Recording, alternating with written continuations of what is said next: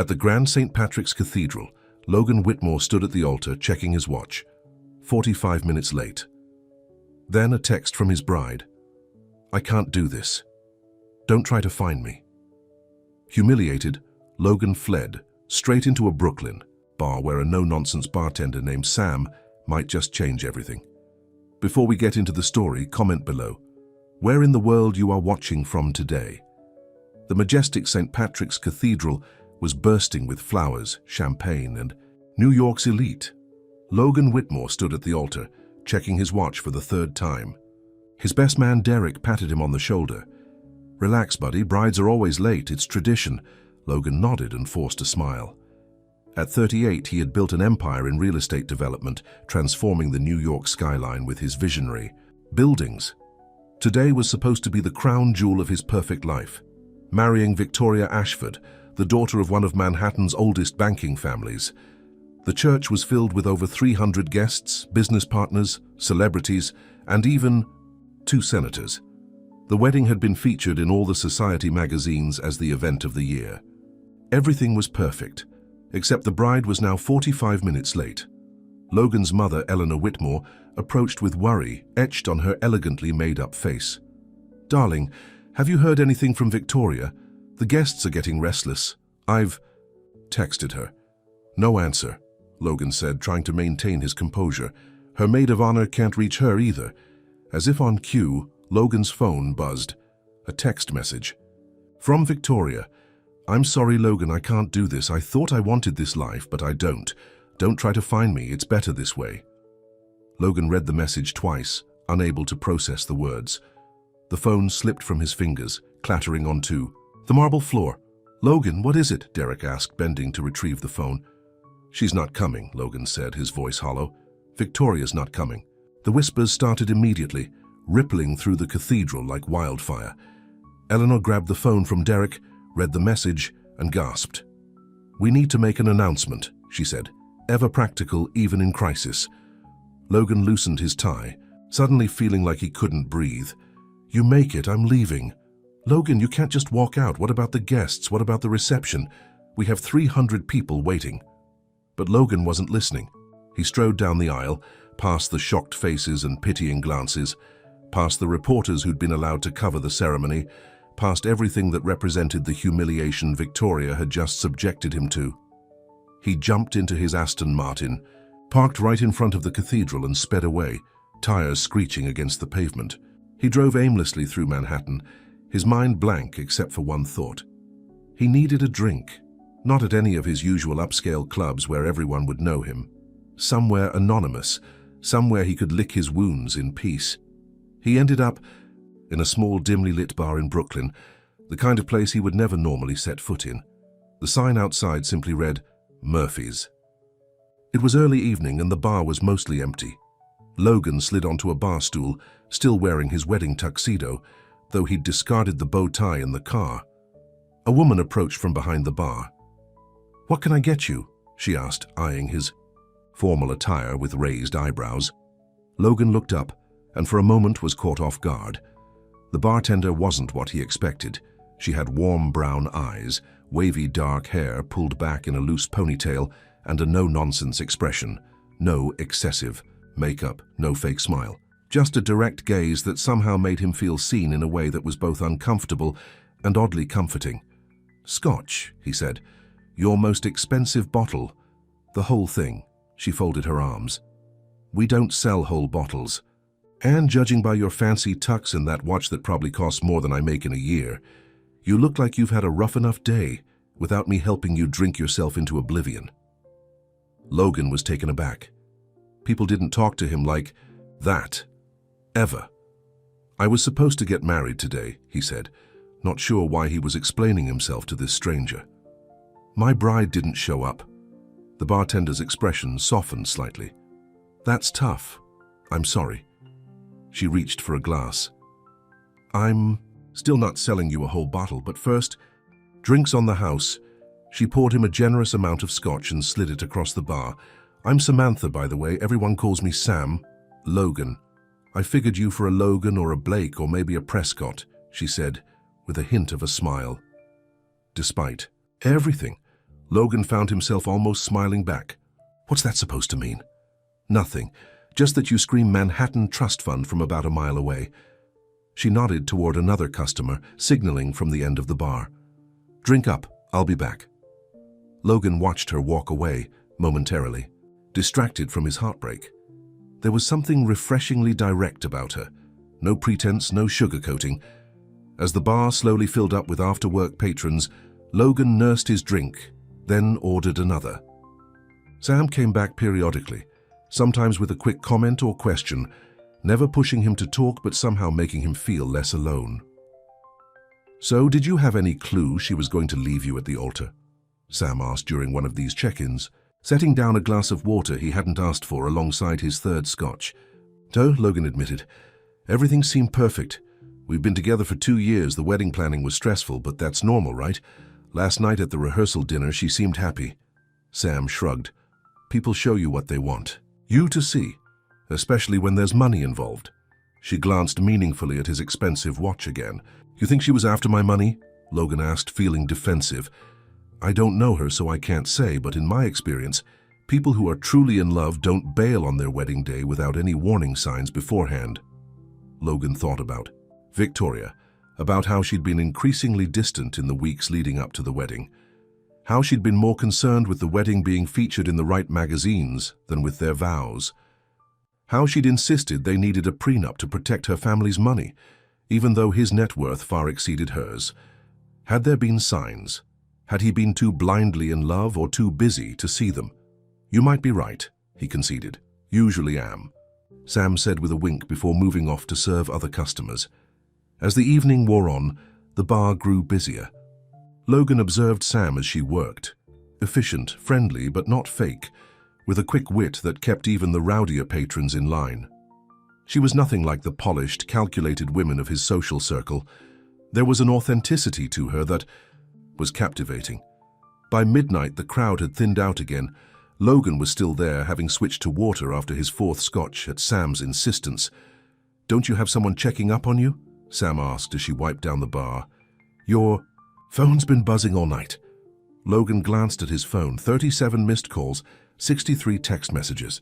Most from his mother, his brother Justin and Derek. A few from business associates who'd been at the wedding. None from Victoria. They can wait, he said, turning the phone face down. I'm not ready to face any of them yet. Well, I'm closing. Show up in 15 minutes, so you'll need to figure out your next move, Sam said. Logan looked at her, really looked at her for the first time. She was beautiful, but not in the carefully crafted way Victoria was. Sam's beauty was effortless, natural. Do you want to get a coffee? He asked impulsively. Or food? I just realized I haven't eaten all day. Sam raised an eyebrow. Are you asking me out? On what was supposed to be your wedding day? Logan felt a flush of embarrassment. No, not like that. I don't want to be alone right now, and you're easy to talk to. Sam's expression was skeptical. I'm sure you have friends for that. Friends who were at the wedding, who are probably still dealing with the fallout, who'll look at me with pity or ask a million questions I don't have answers to. Logan ran a hand through his hair. You're a stranger. It's easier. Sam considered him for a long moment. There's a diner around the corner that's open 24/7. Their coffee is decent and the pancakes are good. Pancakes sound perfect, Logan said, surprised at how much he meant it. 20 minutes later, they were sitting in a booth at Blue Star Diner. Logan had removed his suit jacket, and with his sleeves rolled up and his collar unbuttoned, he looked almost like a regular guy. Almost. So, Logan. What do you do for a living, Whitmore? Sam said, pouring syrup over her stack of blueberry pancakes. Real estate development, he replied, watching in amusement as she created a small syrup lake on her plate. My company builds commercial properties, mostly in Manhattan, high-rises, office, buildings. One of those guys responsible for all the soulless glass towers replacing the old neighborhood spots. Logan winced. We try to incorporate the character of the neighborhoods into our designs. Sure you do, Sam said, but her tone was teasing rather than truly accusatory. And what about you? Were you born with the silver spoon? Or did you earn those fancy cufflinks? A bit of both, Logan admitted. My father started the company, but I've expanded it significantly since taking over. And the almost bride, what's her story? Logan tensed slightly but answered. Victoria comes from banking. Old money, we met at a charity gala. Very rom-com, Sam commented. So what do you think happened? Cold feet? Someone else? Alien abduction? Despite himself, Logan laughed. Not aliens, as far as I know. Her message just said she couldn't do this and thought she wanted this life but doesn't. Ah, Sam nodded, cutting into her pancakes. Classic, it's not you, it's the life you represent. Scenario. What's that supposed to mean? It means she probably loved the idea of you, successful, handsome, rich guy who checks all the boxes. But when it came down to actually committing to the reality of that life, something didn't sit right. Logan frowned. That doesn't make sense. Victoria loves the social scene, the galas, the lifestyle. Maybe she does, or maybe she just thought she did. Or maybe there's something else going on entirely. Sam shrugged.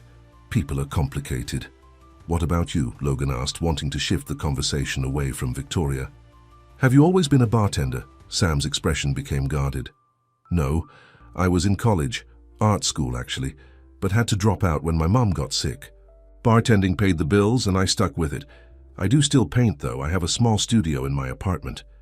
I'd like to see your work sometime, Logan said, then immediately regretted it. I mean, if you ever have a show or something. I don't, Sam said flatly. My stuff isn't gallery material. How do you know if you don't try? Because the art world is as elite and exclusive as your world, just with less money and more pretension. Sam's tone made it clear the topic was closed. Eat your pancakes before they get cold. They fell into comfortable silence for a few minutes, eating their late-night breakfast. Logan was surprised at how normal this felt, sitting in a diner in Brooklyn with a bartender he'd just met, eating pancakes at 1 a.m., when he should have been starting his honeymoon in Bali. Thanks for this, he said suddenly, for treating me like a person, not a headline. Sam looked up, surprised. Is that how people usually treat you?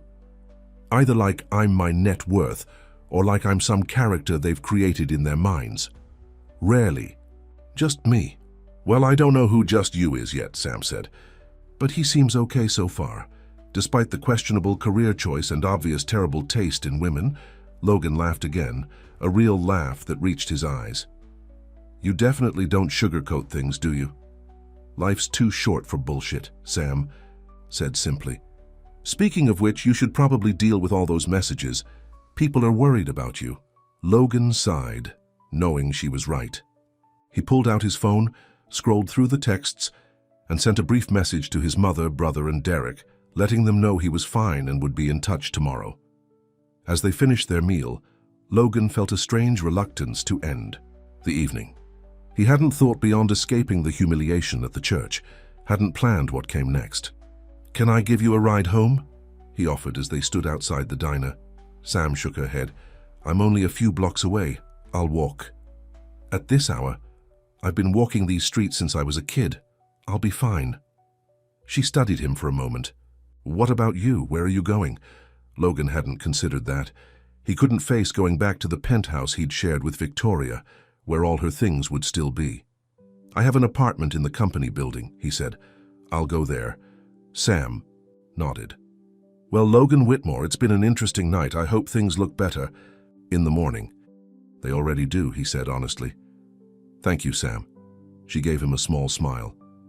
If you ever need pancakes and straight talk again, you know where to find me. As Logan watched her walk away, he felt something shift inside him. The pain of Victoria's betrayal was still there, but it was no longer the only thing he felt. There was also a strange sense of possibility, as if a door had closed only for a window to open somewhere else. He had no idea what tomorrow would bring. For the first time in his carefully planned life, the future was a complete unknown, and somehow that didn't seem as terrifying as it should have. The morning after what should have been his wedding day, Logan woke up in his company apartment feeling surprisingly clear-headed.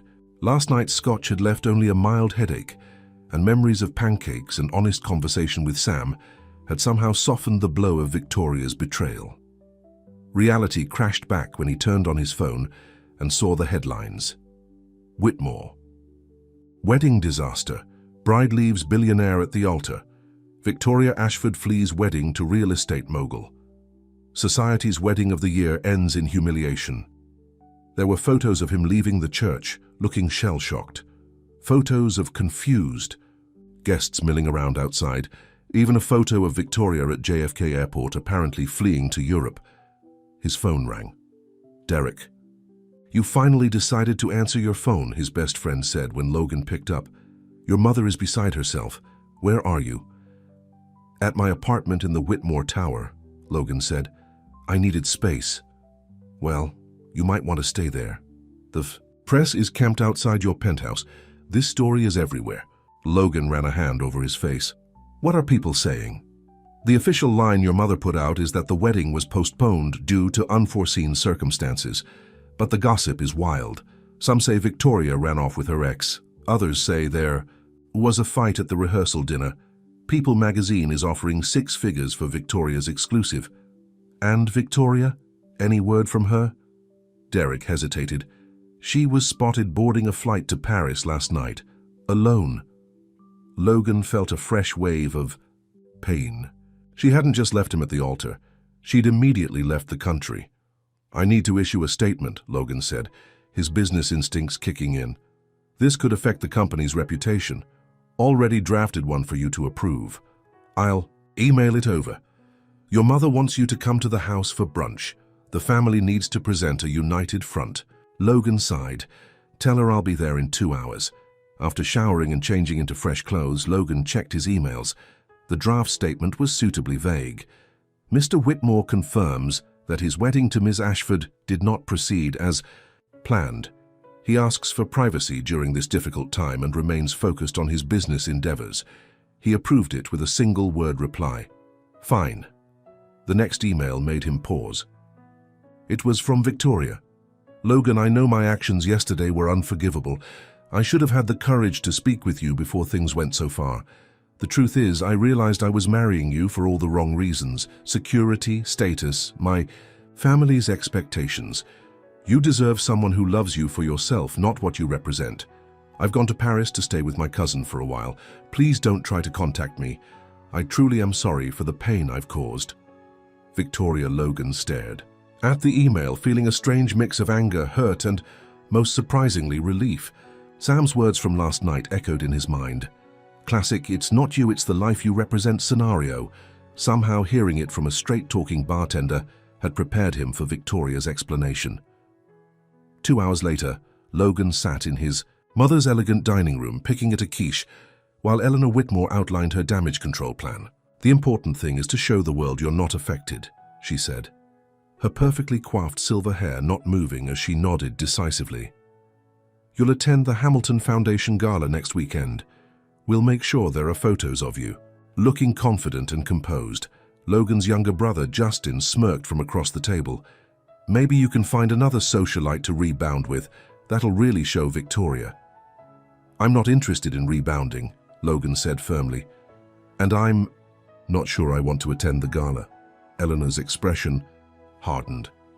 "Of course you'll attend. The business depends on these connections. Your father built our name on reliability and strength.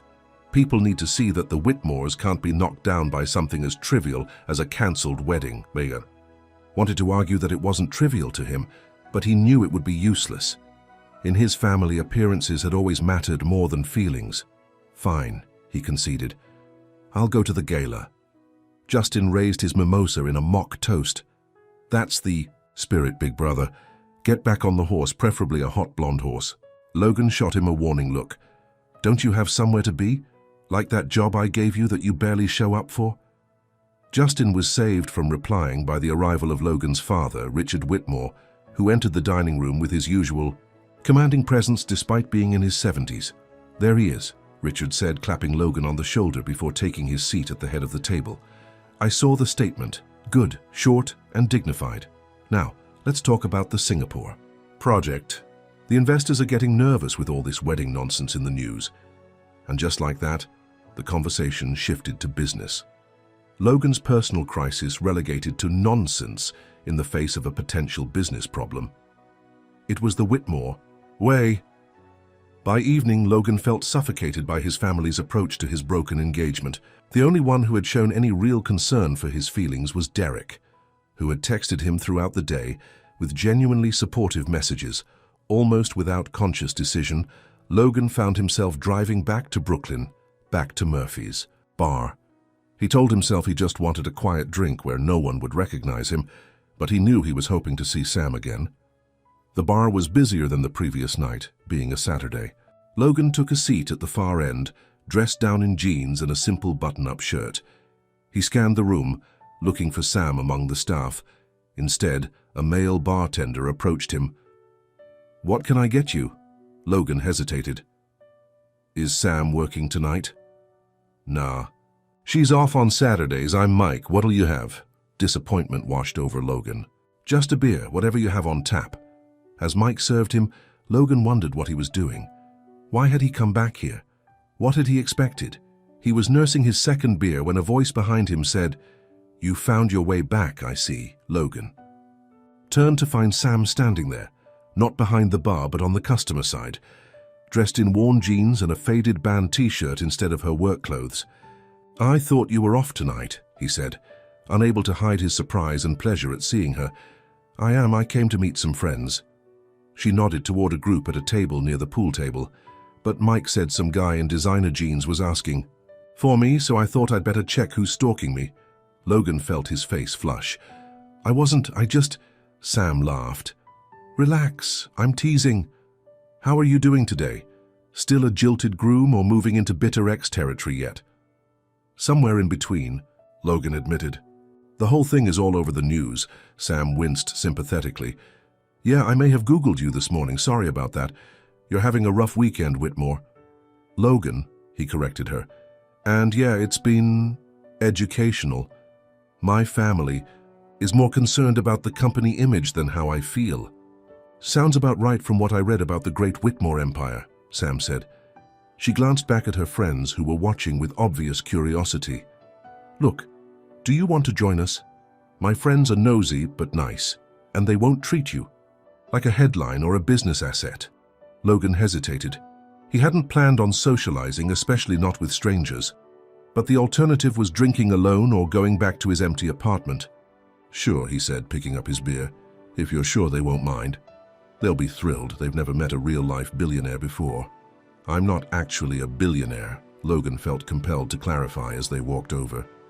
"The company's worth is exaggerated in the press." Sam rolled her eyes. "Oh, well, in that case, maybe they won't be impressed by your mere hundreds of millions." At the table, Sam introduced him simply as Logan, a new friend, to two women and another man. There was Mia, a kindergarten teacher with bright red hair, Danny, a lanky musician who apparently played at the bar sometimes, and Elena, a nurse with an infectious laugh who immediately made room for Logan to sit. "So how do you know our Sam?" Elena asked, her eyes twinkling with curiosity. Before Logan could answer, Sam jumped in. "He came into the bar last night. We got talking." Logan was grateful for her discretion. She hadn't mentioned his wedding disaster, leaving it up to him whether to share that information. "I was having a bad day and Sam was kind enough to listen," he said. "And then feed me pancakes at 1 a.m. "The Blue Star?" Danny asked. "Their pancakes are legendary." The conversation flowed easily after that. They talked about music, movies, neighborhood gossip, normal things that had nothing to do with real estate developments or social status. No one asked what Logan did for a living, and when he offered to buy a round of drinks, they accepted without making a big deal of it. As the night progressed, Logan found himself relaxing more than he had in years. These people had no agenda, no angle they were working. They teased each other mercilessly, told bad jokes and argued passionately about whether pineapple belonged on pizza. Throughout it all, Logan kept finding his attention drawn back to Sam. She was different with her. Friends, more animated, quicker to laugh, less guarded. When she told a story about a difficult customer, her hands moved expressively, her eyes lit up, and Logan couldn't look away. When Danny and Eleanor headed to the pool table for a game and Mia went to the bar for another round, Logan found himself alone with Sam for a moment. "Thank you for including me," he said. "Your friends are great." "They are," Sam agreed. "They've been my support system through some tough times." "They don't seem impressed by who I am," Logan observed. Sam laughed. "Trust me, they Googled you the minute I walked over to talk to you. They're just cool enough not to make it a thing." "And you, did you really Google me this morning?"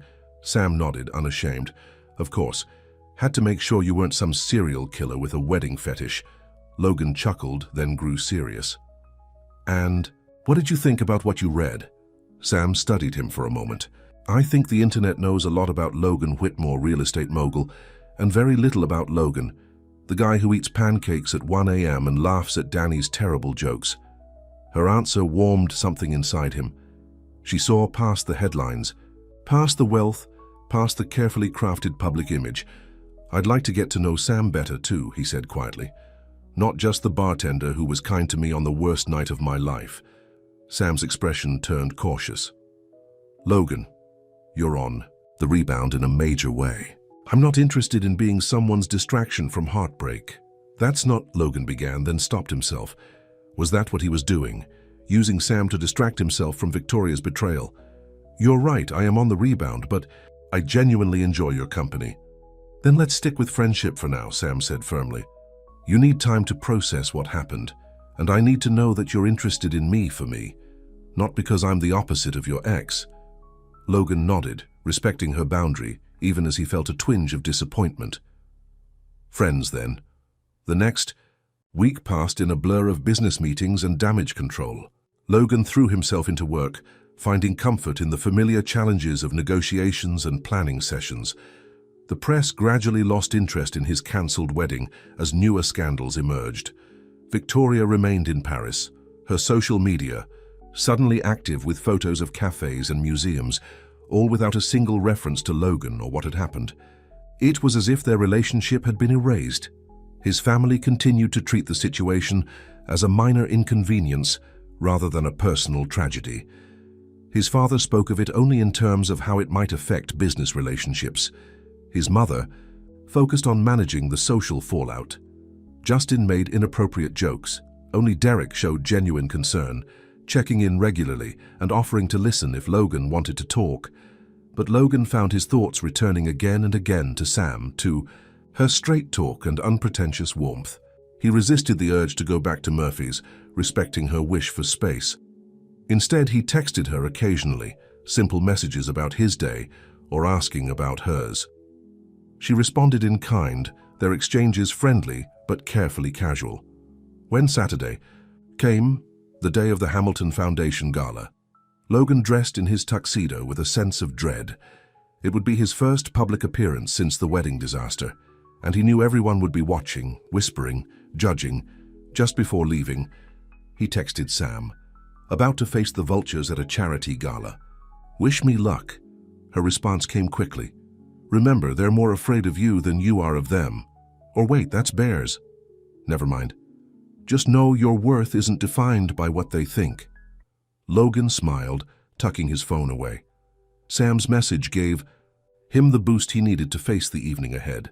The gala was exactly as expected. A sea of designer gowns, expensive jewelry, and carefully crafted social masks. Logan moved through the crowd with practiced ease, accepting condolences with a polite smile and deflecting prying questions with vague answers. "Logan, darling," called a voice he recognized all too well. Cecilia Marsh, Victoria's best friend and maid of honor, air-kissed his cheeks. "You look marvelous. How are you holding up?" "I'm fine, Cecilia," Logan said neutrally. "And you?" "Oh, devastated for both of you, of course," she said, though her eyes gleamed with the excitement of being adjacent to scandal. "Have you spoken to Victoria? She's being so mysterious about everything." "I haven't," Logan said. "If you'll excuse me, I see my mother waving me over." As he made his escape, he noticed a familiar face across the room, one he absolutely did not want to see. Tonight. James Harrington, Victoria's ex-boyfriend, who had mysteriously received an invitation despite the well-known tension between him and Logan. James caught his eye and smirked, raising his champagne glass in a mock toast. Logan felt a surge of anger. Had Victoria left him for James, after all? Was that the real reason for her flight to Paris? Before he could decide whether to confront James or ignore him, His phone buzzed with a text from Sam. "How's it going with the fancy people? Anyone wearing a swan yet?" Despite his anger, Logan found himself smiling. He texted back, "No swans, but plenty of peacocks. I'd rather be eating pancakes." Sam's reply was immediate. "Pancakes are always an option. Blue Star is open 24/7. Looking. Up from his phone, Logan suddenly realized he didn't care about James Harrington or anyone else in this room. Their opinions, their gossip, their social games, none of it mattered. What mattered was being true to himself, something he'd lost sight of in the carefully orchestrated life he'd been living. He found his mother in the crowd. "I'm leaving," he told her simply. Eleanor's perfectly plucked eyebrows rose in alarm. "Leaving? But you've only been here an hour. The Andersons haven't even arrived yet, and they're considering investing in the Chicago project. I'll call them on Monday," Logan said. "Right now, I have somewhere else I need to be." Before his mother could protest further, Logan was striding toward the exit, loosening his bow tie as he went. Outside, he handed the valet his ticket and waited impatiently for his car. As he drove toward Brooklyn, toward the Blue Star Diner, he called Sam. "I'm taking you up on that pancake offer," he said when she answered, "if it's still open." There was a pause, then Sam's voice tinged with surprise and something else, perhaps pleasure. "You left your fancy party? It wasn't where I wanted to be." Another pause. "Blue Star in 30 minutes, she said finally. "But Logan, this is still just friends having pancakes, nothing more." "Understood," he said. But as he navigated through the Saturday night traffic, Logan knew he was already falling for her. This straightforward, no-nonsense woman who saw him for who he really was, friends having pancakes. For now. But maybe once his heart had healed and enough time had passed, they could be something more. The thought made him smile as he drove through the night, leaving behind the world of wealth and status that had never truly made him happy, heading toward a simple diner where, for the first time in years, he felt like himself. Over the next month, Logan found himself spending more and more time in Brooklyn. What had started as just friends having pancakes evolved into movie nights with Sam and her friends, Sunday afternoon walks through Prospect Park, and quiet evenings at Murphy's when Sam was working. Logan would sit at the end of the bar, nursing a single beer for hours, watching Sam interact with customers and occasionally catching her eye when she glanced his way. Sometimes she'd slide him a bowl of pretzels or stop for a quick chat during slower moments. "Don't you have a company to run?" she asked him one Tuesday night, leaning across the bar. "Or did they fire you for spending all your time in a dive bar in Brooklyn?" Logan smiled. "I delegated. And this isn't a dive bar."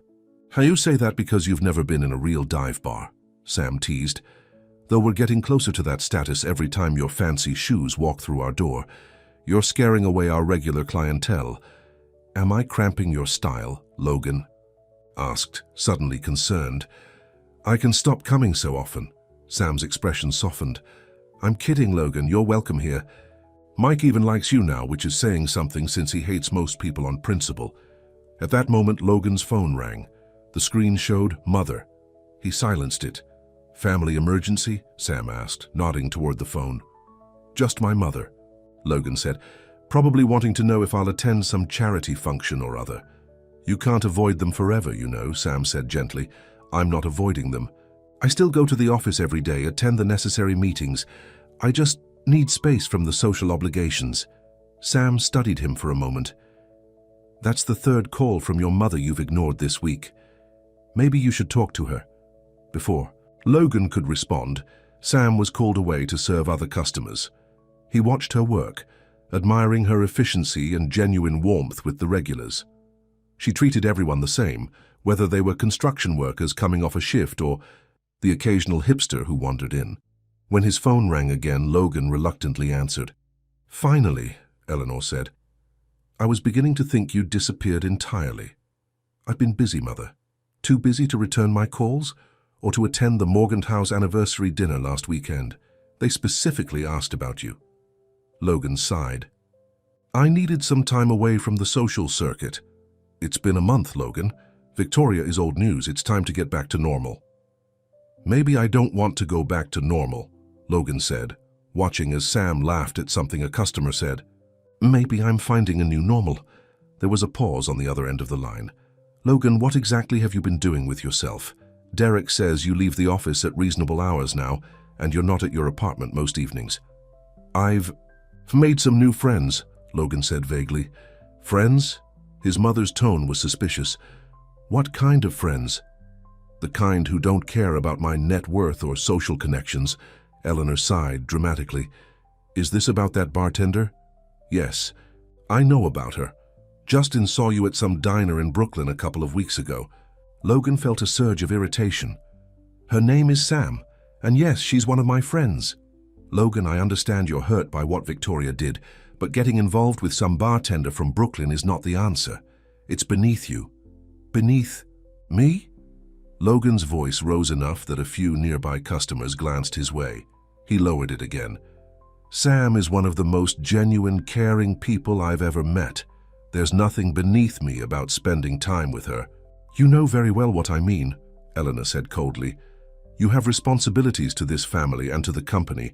You can't just run away to play at being ordinary." "I'm not playing at anything," Logan said. "For the first time in years, I feel like myself." "This conversation is going nowhere," Eleanor declared, "but I called for a specific reason. Your father wants you at the board meeting tomorrow. Victoria's father will be there." Logan tensed. "What? Why would Charles Ashford be at our board meeting?" "Because despite your personal drama, business continues. The Ashford Bank is still financing the Singapore project." "I'll be there," Logan said tersely, then ended the call. He looked up to find Sam watching him, concern evident in her expression. When her break came, she joined him at the corner of the bar. "Everything okay? You looked pretty intense during that call." Logan ran a hand through his hair. "My mother knows about you. Apparently, my brother saw us at the Blue Star a couple weeks ago." Sam raised an eyebrow. "And that's a problem because it's not. It's just, she made some judgmental comments about you being beneath me." Sam's expression hardened. "Well, she sounds delightful." "I'm sorry," Logan said quickly. "She's from a different generation, with very rigid ideas about class and status." "And what about you?" Sam asked, her gaze direct. "Do you think I'm beneath you?" "Of course not," Logan said emphatically. "If anything, I'm in awe of you. You've built a life on your own terms. You're talented, smart, and honest in a way people in my world rarely are." Sam's expression softened slightly. "Thanks for the character reference, but Logan, your mother's reaction is exactly why this—" She gestured between them. "Friendship needs to stay just that. Our worlds are too different." "They don't have to be," Logan insisted. "My world isn't defined by my family's expectations." "Isn't it, though?" Sam challenged gently. "Your whole life is wrapped up in the Whitmore name and legacy. From what I've seen, every decision you make is influenced by that." Logan wanted to argue, but found he couldn't. She wasn't wrong. Even his relationship with Victoria had been partly motivated by what she represented. A suitable match for the Whitmore heir. "Maybe it's time that changed," he said finally. Sam smiled sadly. "Maybe. But changing your entire life because of a woman never ends well. Trust me, I've seen it go badly too many times." She glanced at the clock. "My break's over. Think about what I said, okay?" The next day, Logan sat in the Whitmore Enterprises boardroom, trying to focus on the presentation about the Singapore project. Across the table, Charles Ashford maintained a professional demeanor, as if his daughter hadn't humiliated Logan a month ago. When the presentation ended, Richard Whitmore looked to his son. "Logan, you'll be flying to Singapore next week to oversee the final negotiations." Logan nodded. "Of course, how long will I be there?" 2 weeks minimum," his father replied. "Possibly longer if there are complications." After the meeting, Charles approached Logan. "I hope there are no hard feelings about Victoria," he said stiffly. "Business is business after all," Logan managed. A polite nod. "Of course. The project is too important to be affected by personal matters." As Charles walked away, Justin sidled up to Logan. "Very diplomatic, big brother. Though personally, I'd have told the old man where to shove his financing after what his daughter did to you." "That would be childish and counterproductive," Logan said. Justin shrugged. Speaking of childish, are you still slumming it in Brooklyn? With that bartender? Logan gave his brother a warning look. Don't talk about her like that. Whoa, touchy. Justin held up his hands. She must be something special to have you this defensive. She is, Logan said simply. And her name is Sam. Justin studied him with sudden interest. You're really into her, aren't you? This isn't just some rebound fling. It's not a fling at all, we're friends, Justin laughed. Right, because you regularly ditch high society events to hang out with friends in diners. He clapped Logan on the shoulder. Well, enjoy your little Brooklyn adventure while it lasts. But we both know you'll be back to dating socialites once you've got Victoria out of your system. Logan shook his head. You don't understand, Justin. Sam is... He struggled to find the right words. She's real in a way most people in our circle aren't. If you say so, Justin said skeptically. Just don't bring her to Mother's birthday dinner next month. I don't think the family is ready for that level of real yet. That evening, Logan waited outside Murphy's bar.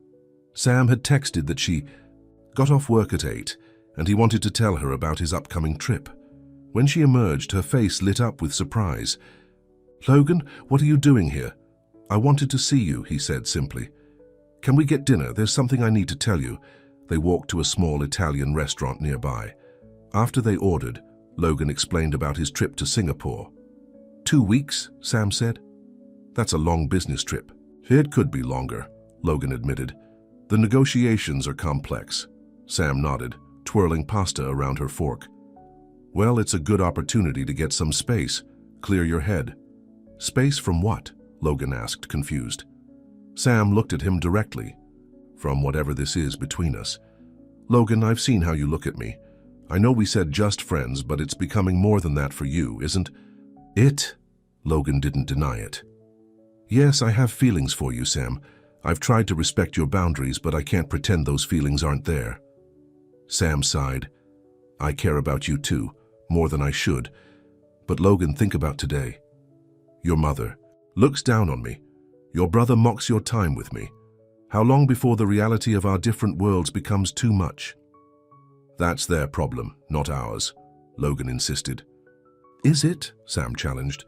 What happens when you bring me to a work function? Or introduce me to your business associates? Will you be proud to say, this is Sam, she tends bar at Murphy's in Brooklyn? Yes, Logan said without hesitation. I would be proud to introduce you to anyone. And what about me? Sam asked quietly. I'm not comfortable in your world, Logan. I don't fit there, and I don't want to try to fit. Logan reached across the table, taking her hand. Then we create our own world, one where neither of us has to pretend to be something we're not.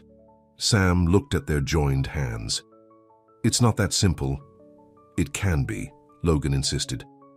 Look, I'll be gone for 2 weeks. Think about it while I'm away. All I'm asking is that you give us a chance, a real chance, not just friendship. Sam was quiet for a long moment. I'll think about it, she finally said. But no promises. On his last night, before leaving for Singapore, Logan found himself at Sam's apartment for the first time. She had invited him over for dinner, saying she wanted to cook for him before his trip. Her apartment was small but charming, a one-bedroom in an old brownstone, filled with colorful furniture and art. Paintings covered the walls, vibrant landscapes, abstract compositions and intimate portraits. Are these all yours? Logan asked, examining a particularly striking cityscape. Sam nodded, seeming almost shy. Most of them. I told you I still paint. Sam, these are incredible, Logan said, genuinely impressed. You should be showing these in galleries, she shrugged. Maybe someday, for now they're just for me. She gestured toward the kitchen. Dinner's almost ready. Make yourself comfortable. Over a simple but delicious pasta dish, they talked about Logan's trip, the project details, the challenges ahead, his previous visits to Singapore. It was easy, comfortable, as it always was between them. After dinner, they moved to Sam's small balcony, which overlooked a quiet street. The night was warm, with a gentle breeze that carried the sounds of the neighborhood, distant music, conversations, the occasional car passing by.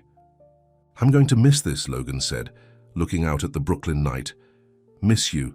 Sam turned to face him. Logan, I've been thinking a lot about what you said, about giving us a real chance. And? Logan's heart quickened. And I'm scared, she admitted. Scared that we're too different. Scared that you'll eventually realize I don't belong in your world. Scared that this is still just a reaction to Victoria leaving you. Logan took her hands in his. I understand why you're scared. But I need you to know something. What I feel for you isn't about Victoria. It's not about rebounding or distraction. It's about you. Your honesty, your kindness. The way you see me as just Logan, not the Whitmore heir. Sam's eyes searched his. Can you honestly say that if Victoria came back tomorrow, begging for another chance, you wouldn't be tempted? Victoria. Coming back is the last thing I want, Logan said firmly. What we had wasn't real. She didn't love me for me. She loved what I represented. And I think deep down I knew that. But I ignored it because she fit the image of what my family expected. Sam was quiet, still looking uncertain. You know what I realized? Logan continued. The day she left me at the altar might have been the luckiest day of my life, because it led me to you. Sam shook her head, but she was smiling now. That's a pretty cheesy line, Whitmore. But it's true, Logan insisted. Meeting you opened my eyes to how artificial my life had become, how I was living to meet everyone else's expectations instead of my own. And what are your expectations now? Sam asked softly. To be happy, Logan said simply. To be with someone who challenges me, who makes me laugh, who sees the real me. Sam took a deep breath. Okay. Okay? I'll give us a chance. A real chance. She held up a warning finger. But we take it slow. And we need to be honest with each other about our doubts, our fears, everything. Logan felt a surge of joy. I can do slow, and honest is the only way I want to be with you. Sam smiled, then reached up to touch his face gently. You should know, I don't usually fall for guys in designer suits who get abandoned at the altar. And I don't usually fall for straight-talking bartenders who serve me pancakes at 1 a.m., Logan returned, smiling as he leaned closer. Their first kiss was gentle, tentative at first, then deepening, as they both gave in to feelings that had been building for weeks. When they finally pulled apart, Sam's eyes were shining and Logan felt a happiness he hadn't experienced in years, maybe ever. 2 weeks, Sam reminded him. That's a long time to think about where this goes next. I already know where I want it to go, Logan said, but I can wait for you to be sure too. As he held her in the warm Brooklyn night, Logan felt as if all the pieces of his life were finally falling into place. The pain of Victoria's betrayal, the pressure of his family's expectations, the emptiness of his carefully constructed world, all of it seemed distant and unimportant now. What mattered was this moment, this woman, and the chance they were giving each other. 2 days into his Singapore trip, Logan was in the middle of a meeting when his assistant handed him a note. Urgent call from your brother. Excusing himself, Logan stepped out to return the call. Justin, what's going on? Victoria's back, Justin said without preamble. She showed up at Mother's charity luncheon today. Logan felt a strange detachment, as if Justin was talking about someone he barely knew. And? Why is this urgent? Because she's asking about you, saying she made a terrible mistake. Mother invited her to dinner tonight to discuss things. There's nothing to discuss, Logan said firmly. Victoria made her choice. I've moved on. With the bartender? Justin asked, skeptically. Her name is Sam, Logan said, irritation creeping into his voice. And yes, with Sam. Well, you might want to tell Victoria that. She seems to think she can waltz back into your life and pick up where you left off. After ending the call, Logan immediately texted Sam, Victoria's back in town, apparently looking to reconnect. Just wanted you to hear it from me first. Nothing to worry about. I know what I want, and it's you. Hours later, when his meetings finally ended, Logan checked his phone. No response from Sam. He called her, but it went straight to voicemail. Sam, it's me. I'm guessing you're at work and busy. Just wanted to make sure you got my text about Victoria. Call me when you can. I miss you. But the next day passed with no word from Sam. Logan tried calling again, texting again, nothing. By the third day, worry had turned to panic. This wasn't like Sam. Even when busy, she always responded eventually. He called Danny, the only one of Sam's friends whose number he had. "Hey, Logan," Danny answered. "How's Singapore?" "Fine. Listen, have you seen Sam? I can't reach her." Danny hesitated. "Yeah, she was at Murphy's last night, seemed distracted. Did she mention me or getting my messages?" Another hesitation. "Look, man, I don't want to get in the middle of anything." "Danny, please, I'm worried." Danny sighed. "She got your message about Victoria and then apparently saw some photos online of Victoria at your family's house, looking very much like she was being welcomed back. Sam said something about not wanting to be a placeholder until your real life resumed." Logan felt his heart sink. "That's ridiculous. Victoria means nothing to me now. Maybe you should tell Sam that, in person, when you get back." "That's a week away," Logan said. "Can you at least tell her to call me? Tell her there's been a misunderstanding." "I'll try," Danny promised, "but Sam can be stubborn when she feels hurt." After hanging up, Logan did something he'd never done before. He called his assistant and told her to reschedule the rest of his meetings in Singapore. He was going home early, because one thing had become crystal clear. No business deal, no family expectation, no obligation of any kind was more important than setting things right with Sam. He only hoped he wasn't already too late. Logan arrived at JFK after a grueling 20-hour flight, exhausted but determined. The moment he cleared customs, he called Sam again, still straight to voicemail. "Sam, I'm back in New York. We need to talk. Please call me." His driver met him at arrivals. "Home, sir?" "No," Logan said, checking his watch. It was just after 7 p.m. "Take me to Murphy's bar in Brooklyn." As the car navigated through evening traffic, Logan tried to ignore his fatigue. All he could think about was seeing Sam, explaining in person that Victoria meant nothing to him. When they finally reached Murphy's, Logan practically jumped out of the car. "Wait here," he told the driver. Inside, the bar was moderately busy. For a weeknight, Logan scanned the room looking for Sam behind the bar. Instead, he saw Mike mixing drinks. "Mike," Logan said, approaching the bar. "Is Sam working tonight?" Mike gave him a cool look. "She took a few days off." "Do you know where she is?" "I really need to talk to her." "Look, man, I like you, but Sam's my friend, and she's been through enough. That's why I need to see her," Logan insisted. "There's been a misunderstanding." Mike studied him for a moment, then seemed to make a decision. "Try Elena's. Sam sometimes crashes there when she needs space." "Elena? I don't have her address." Mike sighed, then grabbed a napkin and scribbled on it. "Don't make me regret this."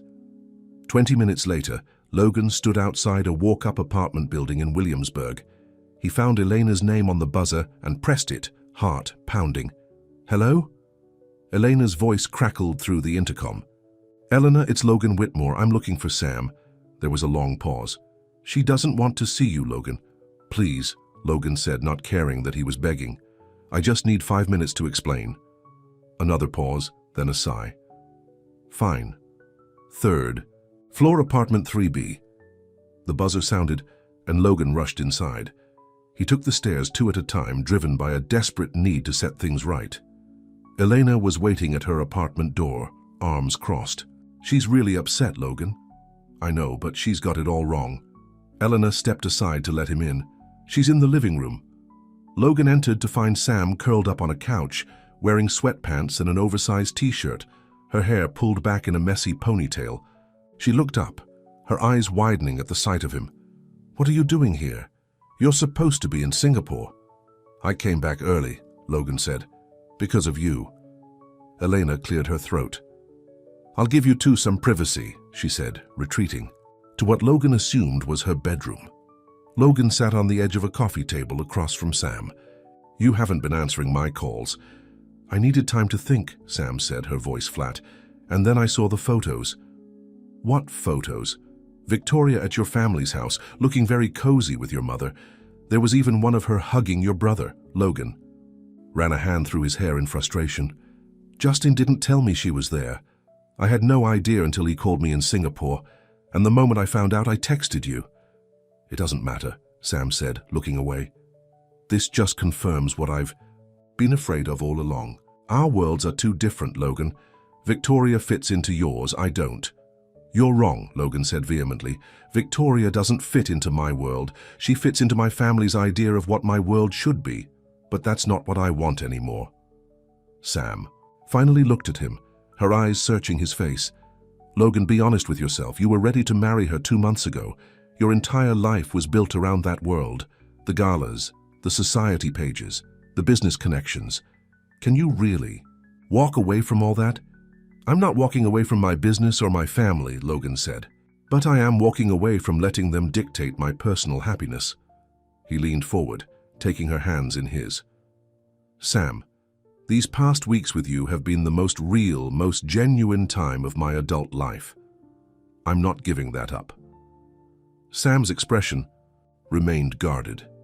And Victoria, if she wants you back? I don't want her back, Logan said firmly. I never want to see her again, honestly. Whatever I thought I felt for her wasn't real. It wasn't like this. Like what? Like how I feel about you. Scared, excited, challenged, seen. Logan squeezed her hands. I love you, Sam. I didn't plan it, and God knows the timing is terrible, but it's true. Sam's eyes widened. Logan, you can't just say that. Why not? It's true. I love you. I love your straightforwardness. I love how you don't let me get away with anything. I love watching you work, seeing how you care about people without making a show of it. I love your talent that you hide away because you're afraid of rejection. Logan took a deep breath. I even love that you ran away instead of confronting me about Victoria because it means you care enough to be hurt. Tears welled in Sam's eyes. That's not fair. You can't make me crying sound romantic. Logan smiled slightly. Is it working? A tear slipped down Sam's cheek. I saw those pictures and it hit me how much I care about you. How much it would hurt to lose you. And it terrified me because I've spent years protecting myself from exactly this kind of pain. You're not going to lose me, Logan promised. Not to Victoria. Not to my family's expectations. Not to anything. How can you be sure? Sam asked. Your whole life is tied up in their world. Because I'm choosing you, Logan said simply. And I'll keep choosing you every day, no matter what. Sam was quiet for a long moment, studying his face as if looking for any sign of hesitation or doubt. Finally, she said softly, I love you too, and it scares me to death. Logan felt his heart soar. He moved from the coffee table to the couch, gathering Sam in his arms. She fit there perfectly, as if made to be held by him. We'll figure it out, he promised, kissing her hair. Day by day. Later that night, they were curled up on Elena's couch, Logan having called his driver hours ago to say he wouldn't be needing their ride home. They had talked for hours, making plans, addressing fears, being honest in a way neither had been in previous relationships. You know, Sam said, her head resting on Logan's chest, we still have a major hurdle to overcome. What's that?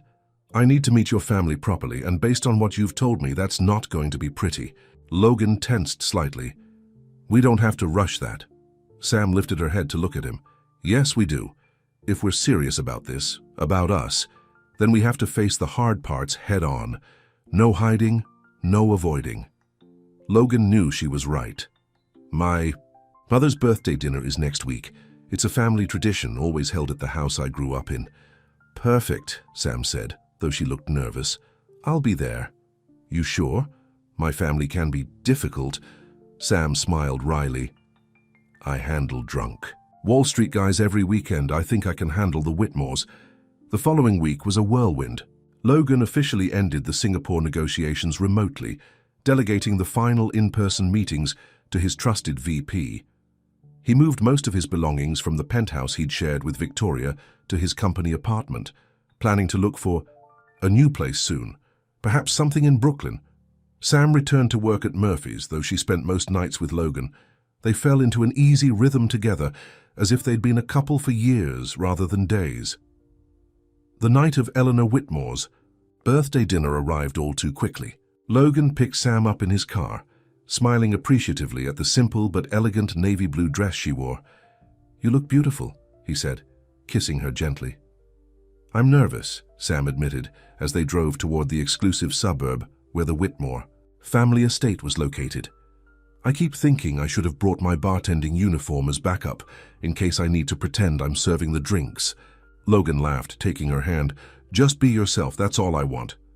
And if your mother hates me, then she hates you, Logan said simply. It doesn't change how I feel. As they pulled through the gates of the sprawling Whitmore estate, Sam's eyes widened. You grew up here? This isn't a house, it's a small country. Logan smiled wryly. It always felt more like a museum than a home. Every room perfect, nothing out of place. In the grand foyer, a maid took their coats while Logan's stomach knotted with anxiety. He could hear voices from the formal living. Our room ready? He asked Sam. She squared her shoulders and nodded. As I'll ever be. Logan guided her into the living room, where his family was gathered for pre-dinner drinks. His father stood by the fireplace, deep in conversation with a business associate. Justin lounged on a sofa, drink in hand, and Eleanor held court in the center of the room, looking regal in an expensive gown. Mother, Logan said, approaching her. Happy birthday. Eleanor turned, her practiced smile faltering slightly when she saw Sam. Logan. Darling, we were beginning to think you wouldn't make it. I wouldn't miss it, Logan said. Mother, I'd like you to meet Samantha Brooks. Sam, this is my mother, Eleanor. Sam stepped forward, extending her hand. It's a pleasure to meet you. Mrs. Whitmore, happy birthday. Eleanor took Sam's hand briefly, her smile not reaching her eyes. How kind of you to join us. Logan mentioned he'd made some new friends. Sam is more than a friend, Mother, Logan said firmly. We're together. A brief silence fell over the nearby guests who overheard. Eleanor's smile became even more strained. How lovely, she said, her tone suggesting it was anything but. Richard, come meet Logan's special friend. Logan's father approached, giving Sam a quick assessment. Miss Brooks, is it? What line of work are you in? I'm a bartender at Murphy's in Brooklyn, Sam said, her chin lifting slightly. A bartender, Richard repeated, as if the word tasted strange. How industrious. Sam is also an incredibly talented artist, Logan added, though she's too modest to admit it. Before the conversation could continue, Justin sauntered over, drink in hand. So this is the famous Sam I've heard so much about. I'm Justin, the fun brother. To Logan's relief, Sam smiled genuinely at Justin. Nice to finally meet you. Logan's told me all about you. All bad, I hope, Justin said with a wink. Oh, absolutely terrible, Sam replied, making Justin laugh. I like her already, Justin declared to Logan.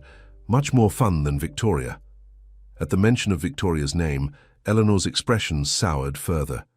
Speaking of Victoria, she sends her regrets that she couldn't join us tonight.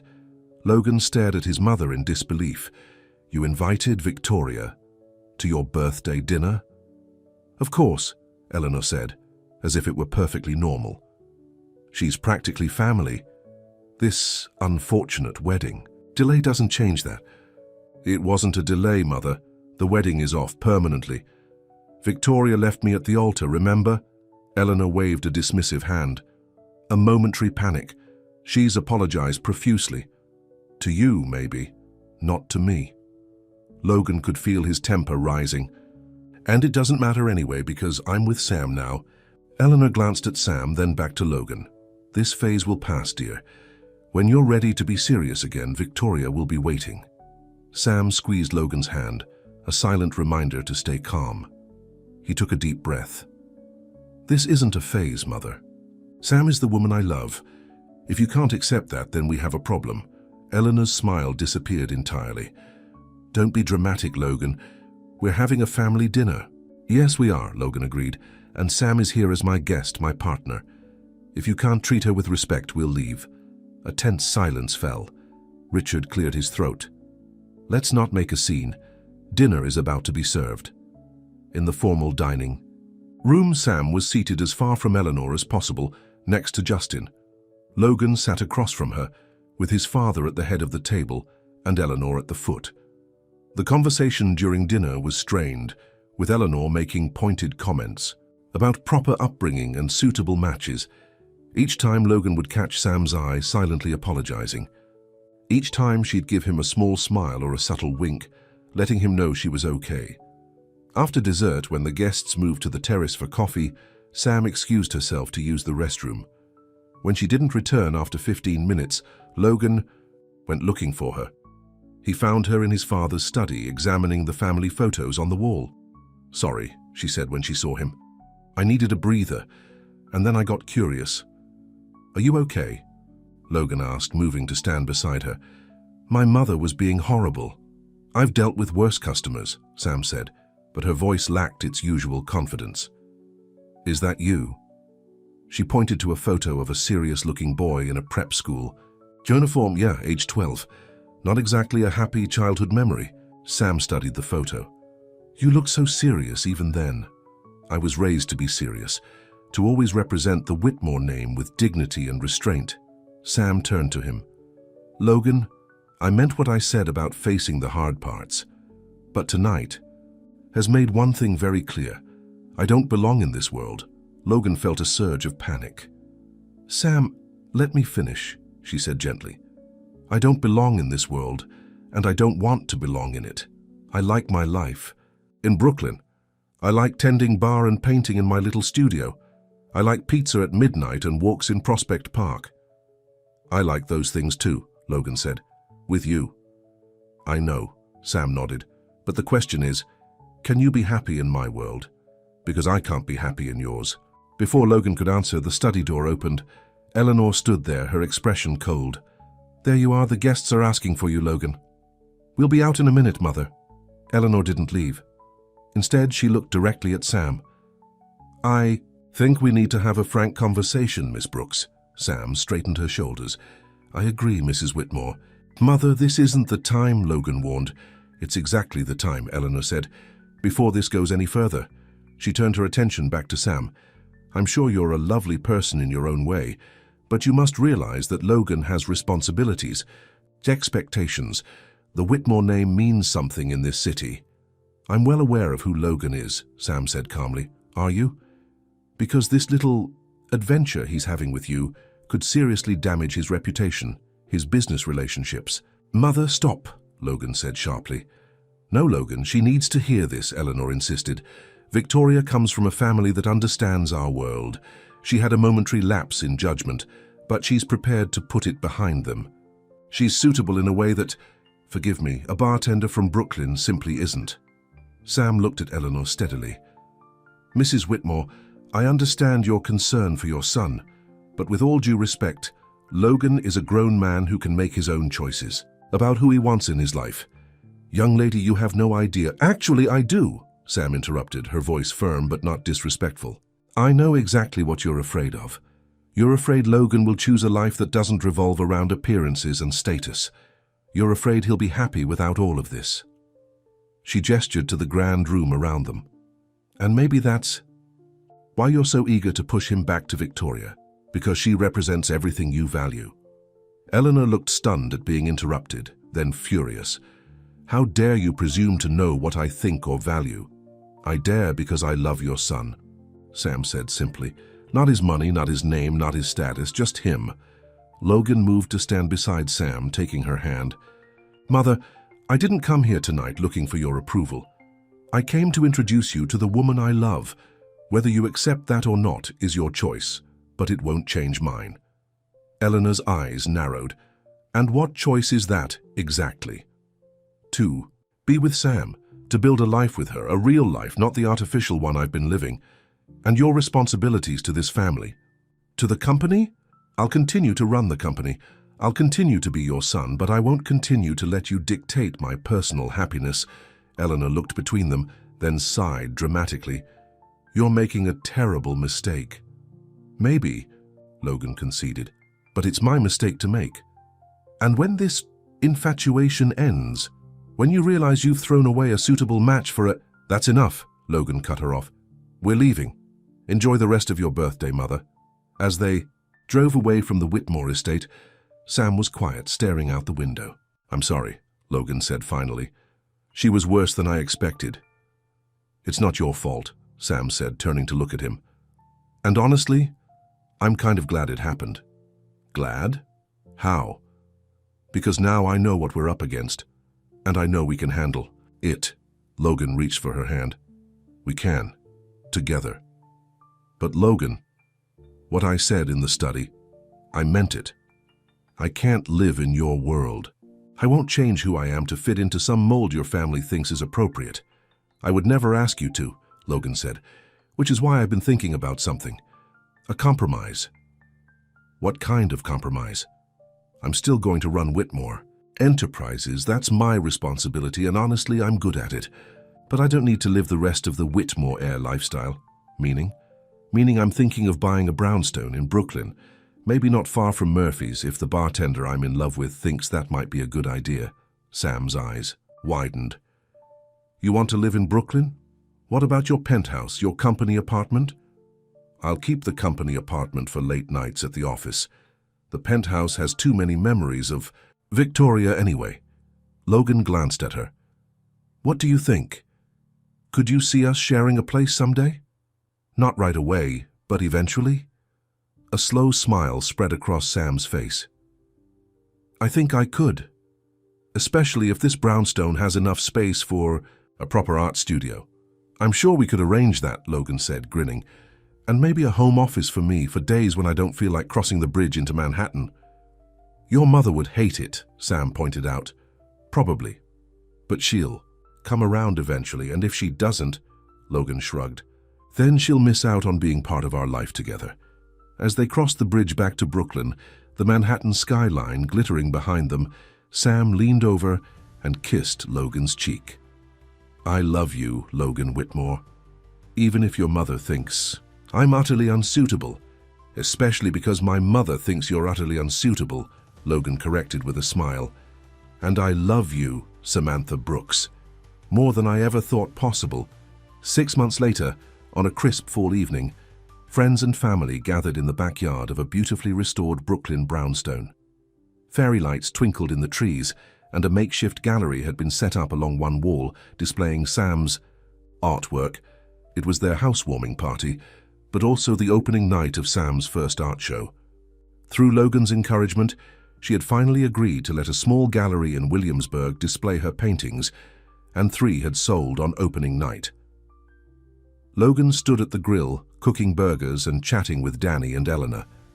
His brother Justin was there too, having become a regular visitor to Brooklyn once he discovered he enjoyed the more relaxed atmosphere away from their parents' scrutiny.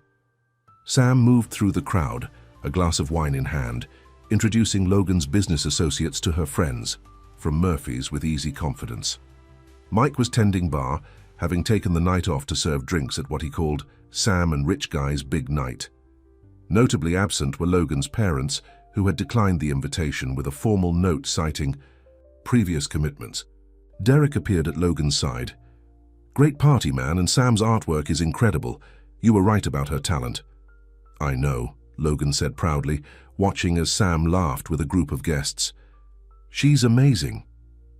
You seem happy, Derek observed. Happier than I've ever seen you, actually. I am, Logan agreed. For the first time in my life, I feel like I'm living authentically. No pretense, no facades. Victoria asked about you, by the way, Derek said. At the Henderson Gala last week.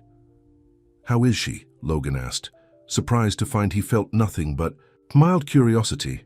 Fine, I guess, dating some European count or something. Derek studied his friend. You really don't care, do you? Not in the slightest, Logan confirmed. Best thing she ever did was leave me at that altar. The doorbell rang, audible even in the backyard. Sam caught Logan's eye and mouthed, I'll get it. A few minutes later, she returned to the yard, accompanied by 2 unexpected guests, Richard and Eleanor Whitmore. A hush fell over the nearby guests as Logan stared in shock. He handed the grill tongs to Derek and walked over. Mother, father, I thought you couldn't make it. We reconsidered, Richard said stiffly. Your mother wanted to see your new home. Eleanor looked around, her expression carefully neutral. It's charming. Sam stepped forward. Mrs. Whitmore, let me show you around. We've just finished renovating the kitchen, and the art studio is coming along nicely. To Logan's surprise, his mother nodded and followed Sam inside. Richard moved to the bar, where Justin greeted him with obvious shock. Logan followed Sam and his mother, catching up to them in the newly renovated kitchen. "And we kept the original moldings but updated everything else," Sam was saying, pointing out features of the space. Eleanor nodded. "You have good taste. This maintains the character, while making it functional." Sam smiled. "That was the goal. Would you like to see the rest?" "Please," Eleanor said, then noticed Logan hovering in the doorway. "Your home is lovely, Logan. Different from what I expected, but lovely." Coming from Eleanor, this was high praise.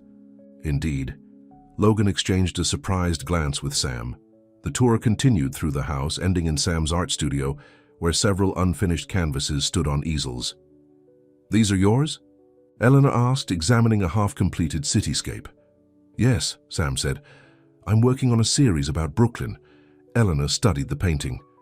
"You're very talented. I can see why Logan speaks so highly of your work." "Thank you," Sam said, clearly surprised by the compliment. Eleanor turned to face them both. "I owe you an apology, Sam. And you, Logan, I was harsh at my birthday dinner."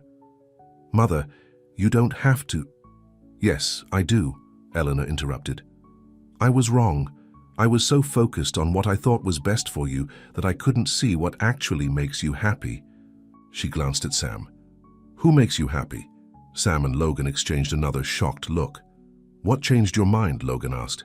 "Your father and I ran into Victoria in the Hamptons last weekend. She was, not as I remembered her, very focused on appearances, on who was watching, who would take her picture."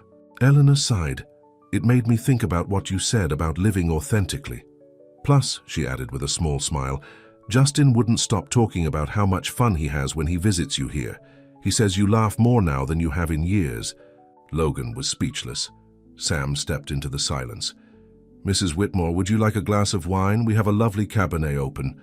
"Eleanor, please," Logan's mother corrected. "And yes, that would be nice."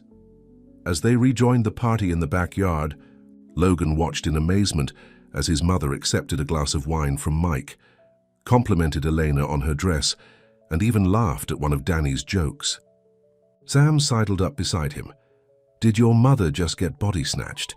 Because the woman who called me unsuitable 6 months ago is currently discussing art with my friends." Logan put his arm around her. "I think she's finally seeing what I saw the night we met, that there's more to life than appearances and status. Or she's plotting to have me kidnapped and replaced with a more suitable version," Sam suggested, making Logan laugh. "Either way, it's progress," he said, pulling her close. As the evening continued, with Manhattan's lights twinkling across the river and their eclectic mix of friends and family mingling in their backyard, Logan felt a profound sense of contentment. This was the life he wanted, authentic, warm, full of love and laughter. Not the life that had been planned for him, but the one he had chosen for himself. "Happy?" Sam asked, looking up at him. "Incredibly," Logan replied, leaning down to kiss her. "Who would have thought that getting left at the altar would be the luckiest day of my life?" Sam smiled against his lips. "Sometimes the best love is the one that comes after." And in that moment, surrounded by their worlds that had somehow blended into one, Logan knew with absolute certainty that the love that came after was the one that would last forever. The end.